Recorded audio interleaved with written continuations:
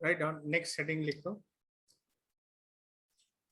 Empirical और statistical definition. Write down, empirical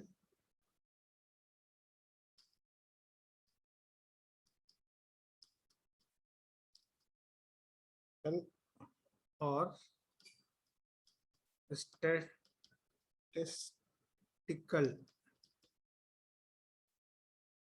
definition. Probability की empirical और स्टैटिस्टिकल डेफिनेशन, या यूं कहें कि ये जो है ना एक्सपेरिमेंटल डेफिनेशन होती है।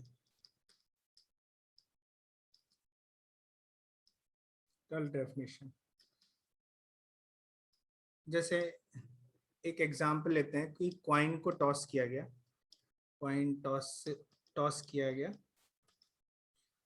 कि नंबर ऑफ टाइम, लेट से 5 टाइम टॉस किया गया, 10 बार, 50 बार, 100 टाइम्स, ऐसा कुछ टॉस किया गया। ये एक एक्सपेरिमेंट परफॉर्म कर रहे हैं और देख रहे हैं कि नंबर ऑफ हेड्स, क्या काउंट कर रहे हैं, नंबर ऑफ हेड्स है ना। लेट से मैंने 5 बार एक्सपेरिमेंट किया और उसमें 2 बार ही हेड आया, तो इस समय प्रोबेबिलिटी देख लेते हैं। इस समय जो प्रोबेबिलिटी है,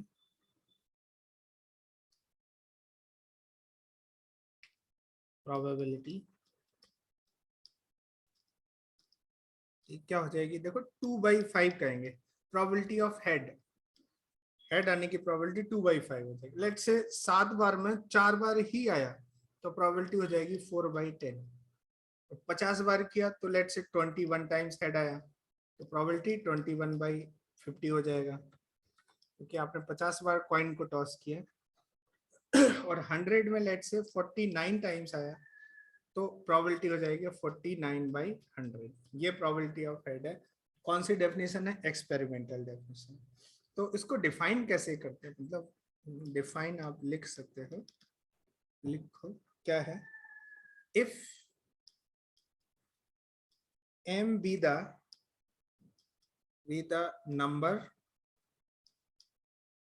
number of times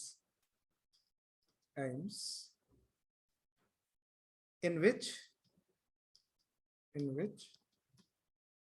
the event A happen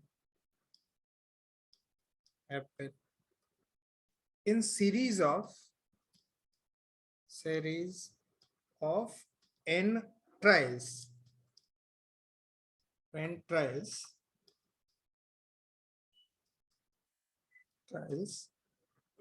then probability of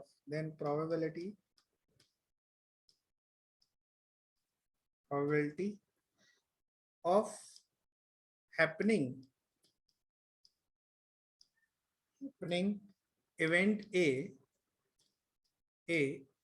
is P of A, मतलब probability of event A is equal to, कैसे हो जाएगा, limit n tends to infinity m/n। ये हो गया इस तरह से कि मतलब किसी इवेंट ए के हैपन होने की प्रोबेबिलिटी यदि निकालनी है, तो आपको क्या करना पड़ेगा, एक्सपेरिमेंट को इनफाइनाइट टाइम्स परफॉर्म करना पड़ेगा और उसमें देखना पड़ेगा कि m का वैल्यू कितना है। तो अब देखो यहाँ पे m, जब इनफाइनाइट टाइम्स आपने ट्रायल परफॉर्म किया, तो ये भी कुछ फाइनाइट तो मिलने वाली नहीं, इनफाइनाइट वैल्यू है, तो फिर ये लिमिट आएगी, जो भी वैल्यू आएगी वो ए की प्रोबेबिलिटी हो जाएगी। तो इसीलिए जब आपने एक्सपेरिमेंटली आप उनको यदि प्रोबेबिलिटी ऑफ हेड देखना है, तो यदि आप जैसे ही प्रोबेबिलिटी आप हेड देखना है, तो लेट से 10 की पावर 10 टाइम्स परफॉर्म किया गया, मतलब कॉइन को टॉस किया गया, बहुत बड़ा नंबर है ये, तो फिर भी इनफाइनाइट नहीं है, इनफाइनाइट मतलब इससे भी बहुत बड़ा नंबर है। तो नंबर ऑफ हेड कुछ आएगा कम से कम, कि कुछ देखा जा रहा है कि 1/2 टाइम्स 10 की पावर 10, ऐसा कुछ नंबर आएगा। और हो सकता है कि इसमें से भी 1-2 नंबर कम या ज्यादा ऐसा कुछ आता है। तो होता क्या है कि जब आप इनफाइनाइट टाइम्स कॉइन टॉस करते हैं तो प्रोबेबिलिटी जो हेड है वो अप्रोच करती है 1/2 की तरफ, और ऐसे ही प्रोबेबिलिटी ऑफ टेल भी सेम नंबर 1/2 की तरफ अप्रोच करेगा। ठीक है, ये एग्जैक्ट नंबर तो नहीं बता रहा हूँ, बट ऐसा होता है कि आप बहुत सारे कई बार एक्सपेरिमेंट या ट्रायल जो है परफॉर्म कर रहे हो, तो जो हेड आएगा वो लगभग आधे टाइम्स आएगा, और आधे टाइम्स हेड आएगा, आधे टाइम्स टेल आएगा। जैसे यदि आप डाइस को रोल करो इनफाइनाइट टाइम्स, तो 1 आने की प्रोबेबिलिटी ये किसकी तरफ जाएगा, probability of getting 1 when you toss a dice unlimited times, और लेट्स से 10 की पावर 10, तो ये जो नंबर है ये अप्रोच करेगा 1/6 की तरफ। प्रोबेबिलिटी ऑफ 2 ये भी 1/6 की तरफ अप्रोच करेगा। इस तरह से आप ये कह सकते हो कि ये कौन सी डेफिनेशन है, एक्सपेरिमेंटल या इंपेरिकल डेफिनेशन ऑफ प्रोबेबिलिटी। लेकिन इसमें भी ड्रॉबैक है, कंप्लीटली ये डेफिनेशन भी फुलफिल नहीं करती प्रोबेबिलिटी की। तो मैथमेटिशियंस ने क्या कहा, एक काम करते हैं, इसको थोड़ा अलग तरह से डिफाइन करते हैं, एक्सियम से लेके एक्सियोमेटिक डेफिनेशन कर देते हैं। तो एक नेक्स्ट डेफिनेशन है जो आज चल रही है, जो आज प्रेजेंट में जो डेफिनेशन है वो अप्लाई करेंगे, that is axiomatic definition. Write down axiomatic definition, लिख लो बच्चा। एक्सियोमेटिक डेफिनेशन का मतलब कि कुछ एक्सियम्स से मिलके बनी है। एक्सियम्स मतलब स्टेटमेंट्स, कुछ कुछ पर्टिकुलर स्टेटमेंट्स मिला के डेफिनेशन बनाई गई है। तो लिखो इसकी क्या है इसके बारे में। Let capital S be the sample space, the sample space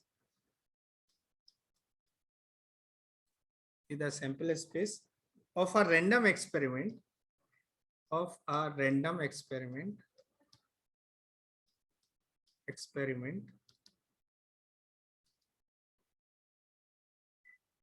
the probability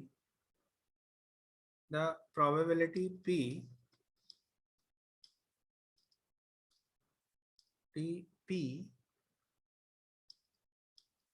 is a real valued function,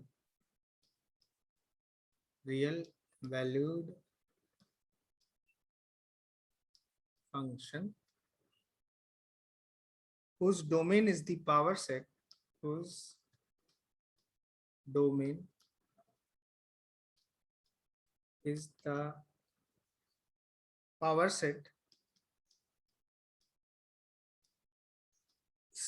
of capital S, and range is the interval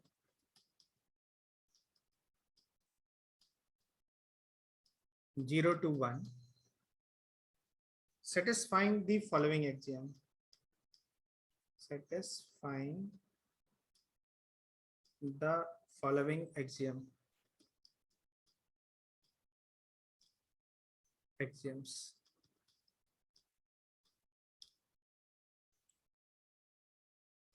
First लिखो, for any event E, for any event E, probability of E lie between 0 and 1। ऐसा कोई भी event E है तो उसकी probability 0 और 1 के बीच में होगी, इसके अलावा नहीं होगी। अच्छा, सेकंड देख लेते हैं। सेकंड एक्सियम क्या कहता है कि probability of sample space is equal to 1, ये हमेशा 1 रहेगी। एंड थर्ड एक्सियम है if E intersection F is equal to 5, मतलब E and F are mutually exclusive event। 5 होने का मतलब E and F are mutually exclusive event, then probability of E union F हो जाएगा probability of E plus probability of F। Note करो फटाफट, फिर समझते हैं इसको, एक एक पॉइंट को समझने की कोशिश करते हैं। Note it down. चलो इसको समझने की कोशिश करते हैं, इस डेफिनेशन को क्या बोल रहे हैं। क्या बोल रहे हैं, let S be the sample space, बहुत सही, of a random experiment, the probability p is a real valued function. इसका क्या मतलब है, be p is a real valued function. तो कहने का मतलब रियल वैल्यूड फंक्शन समझ रहे हो, ये f डोमेन, यहाँ पे a से b y equal to F X ऐसे होता था ना, फंक्शन का बात याद रखो, है ना। यही चीज फंक्शन से रिलेट की जा रही है यहाँ पे, इस डेफिनेशन को फंक्शन से रिलेट किया जा रहा है कि कह रहे हैं कि p जो है वो एक रियल वैल्यूड फंक्शन है जिसका डोमेन क्या है, domain is a power set of sample space. अच्छा पावर सेट क्या होता है, पावर सेट होता है collection of all the subset of sample space. अच्छा सैंपल स्पेस के जो सबसेट होगा वो क्या होगा, वो इवेंट होता है ना, event is a subset of sample space. तो जितने भी इवेंट पॉसिबल हैं उन सब का जो कलेक्शन है वो हो जाएगा पावर सेट ऑफ एस। इसीलिए डेफिनेशन में क्या बोला जा रहा है कि power set of sample spaces. अच्छा ये प्रोबेबिलिटी, ये इसे लिख देते हैं, पावर सेट ऑफ सेट ए भी ऐसे ही लिखा जाता है, तो ऐसे मत समझ लेने कि ये प्रोबेबिलिटी है ना। लेटर ऑन हम इसको ही प्रोबेबिलिटी, ऐसी प्रोबेबिलिटी के लिए लिखेंगे, बट इस समय इसका जो मतलब है कि पावर सेट है ना। और प्रोबेबिलिटी को अपन ना छोटा स्मॉल पी से डिनोट कर देते हैं, रियल वैल्यूड फंक्शन है। तो क्या बोल रहा है, पी, इसको पी रख देते हैं, स्मॉल पी अच्छा रहेगा। P is a real valued function whose domain is the power set of sample space S, power set, ये power set of sample space, and जो range आएगी वो कहाँ से कहाँ तक आएगी, 0 से 1। Range is the interval 0 to 1, मतलब कोई भी प्रोबेबिलिटी होगा वो 0 और 1 के बीच में होगा, 0 और 1 दोनों इंक्लूसिव है, सेटिस्फाइंग द फॉलोइंग एक्सियम्स। तो इसको समझ में आ रहा होगा आई थिंक कि प्रोबेबिलिटी को एक फंक्शन बना दिया जिसकी डोमेन क्या हो गई, सैंपल स्पेस का पावर सेट, और रेंज हो गया 0 से 1 हो गया।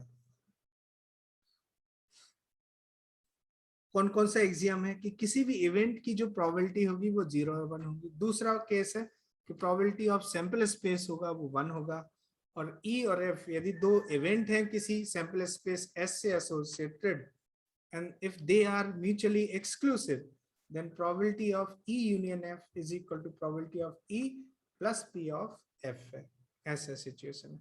जैसे एक एग्जांपल ले लेते हैं जिसमें ये डेफिनेशन अप्लाई करते हैं कि लेट एक सैंपल स्पेस S है जिसमें omega 1 omega 2 omega 3 let say dot dot dot omega n are n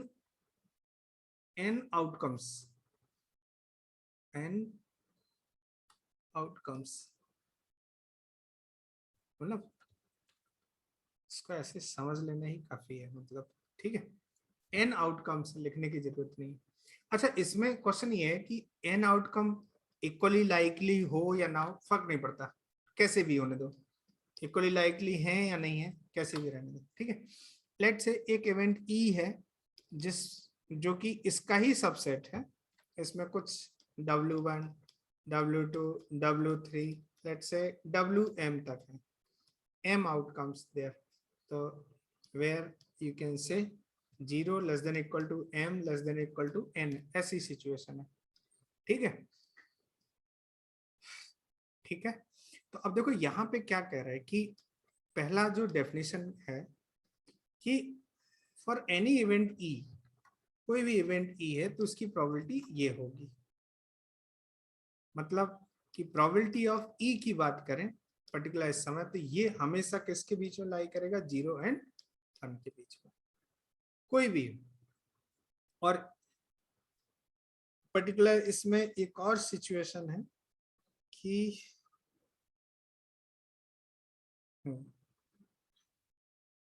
जब E की प्रोबेबिलिटी 0 और 1 के बीच में है तो प्रोबेबिलिटी ऑफ WI ये भी तो 0 और 1 के बीच में होगा, this will also lie between 0 and 1, क्योंकि E जो है वो इनसे ही तो मिलके बना हुआ है, ऐसा सिचुएशन है। अच्छा दूसरा केस देख लेते हैं, दूसरा क्या बोले, probability of sample space. Probability of sample space का क्या मतलब है, इसका प्रोबेबिलिटी चाहिए तो मतलब इसकी प्रोबेबिलिटी प्लस इसकी प्लस इसकी प्लस इसकी, क्यों, क्योंकि W I intersection W J is equal to 5 होगा यदि I not equal to J. तो ये तीसरी वाली ये डेफिनेशन लग जाएगी यहाँ पे, तीसरी वाली की यदि इंटरसेक्शन 5 आ रहा है तो इसकी प्रोबेबिलिटी इन सब का सम हो जाएगा। तो यहाँ पे भी तो वही सिचुएशन है कि एस है, एस क्या है, इसका इन सब का यूनियन है, इन सब का यूनियन है और ये खुद आपस में डिसजॉइंट है। तो प्रोबेबिलिटी ऑफ सैंपल स्पेस क्या हो जाएगा, probability of W1 plus probability of W2 plus probability of Wn। ये डेफिनेशन अप्लाई हो जाएगी। क्या ये सेकंड डेफिनेशन समझ आए, इज दिस क्लियर, है ना।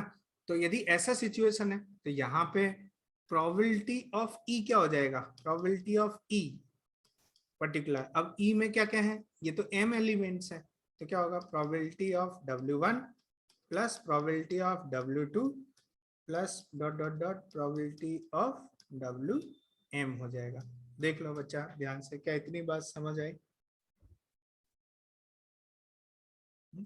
और यहाँ पे क्या बोला गया कि ये सैंपल स्पेस है, सैंपल स्पेस की प्रोबेबिलिटी कितनी होती है 1, तो ये सम किसके इक्वल हो जाएगा, 1 के इक्वल हो जाएगा। This sum is equal to 1। Obvious सी बात है कि ये m छोटा है यदि इससे तो ये 1 नहीं होगा, 1 से तो थोड़ा कम ही आएगा। क्या इतनी बात समझ है, इज दिस क्लियर,